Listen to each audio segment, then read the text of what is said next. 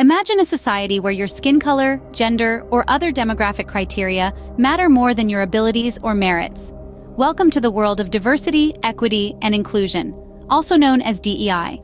This philosophy has been gaining traction, with its proponents arguing it promotes a more equitable, inclusive society. But is it all rainbows and butterflies?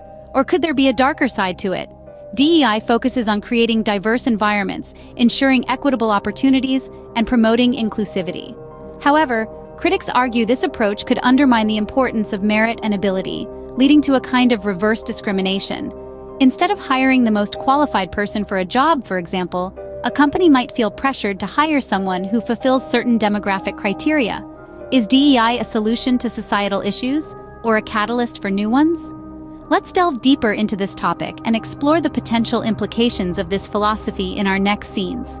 In the grand scheme of DEI, equality and equity are often used interchangeably. But are they really the same? The answer is a resounding no. Let's break it down to understand better. Equality, in its purest form, signifies that every individual is treated the same, regardless of their unique circumstances.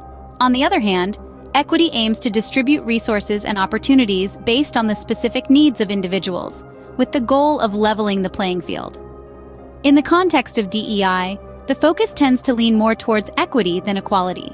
This means that resources, opportunities, and even positions of power are allocated based on demographic criteria such as race, gender, and socioeconomic status, rather than on merit or competence. Now, on the surface, this might seem fair. After all, shouldn't we be helping those who are disadvantaged to overcome their hurdles? But here's where it gets tricky. When we start prioritizing equity over equality, we are essentially saying that merit, hard work, and competence are secondary to one's demographic standing. This can potentially create an imbalance, favoring certain groups over others, not based on what they bring to the table, but rather on their demographic profile. This approach can lead to a number of issues. For one, it can promote an unhealthy sense of entitlement. If certain groups are consistently given preferential treatment, they might come to expect it as a norm, even when it's not warranted. This can also breed resentment among those who feel they are being overlooked or unfairly treated. Moreover, focusing on equity over equality can undermine the very diversity and inclusion that DEI seeks to promote. It can lead to a scenario where certain voices are amplified over others, not because of their ideas or contributions, but because of their demographic statistics. So, while the intent behind equity might be noble, the implementation can be fraught with challenges. It's a delicate balance that needs careful consideration. Equity might seem fair on the surface, but when it overshadows merit, it becomes a breeding ground for resentment and division.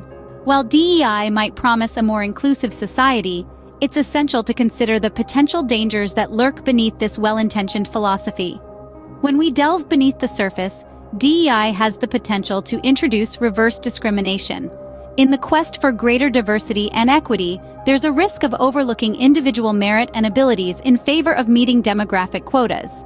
This could unintentionally create an environment where people are selected based on their race, gender, or other demographic criteria, rather than their skills, qualifications, or aptitude. It's a slippery slope, isn't it? The other danger lies in the potential for DEI to breed resentment.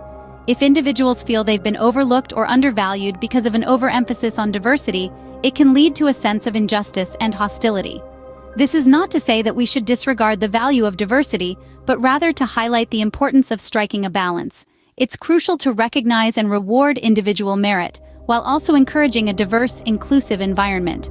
Furthermore, while DEI aims to unite, it also has the potential to divide. By placing a spotlight on our differences, it might inadvertently foster a sense of us versus them, rather than promoting unity and understanding. Instead of bringing us closer together, it could, paradoxically, pull us further apart. The key here is balance. It's about recognizing and celebrating our differences without letting them define or divide us. It's about ensuring equal opportunities, not equal outcomes. It's about fostering a society where everyone is judged based on their abilities and merits, not their demographic characteristics. So, is DEI the utopian philosophy it's often painted to be, or could it be a wolf in sheep's clothing? As with most things in life, the answer might not be as clear-cut as it seems.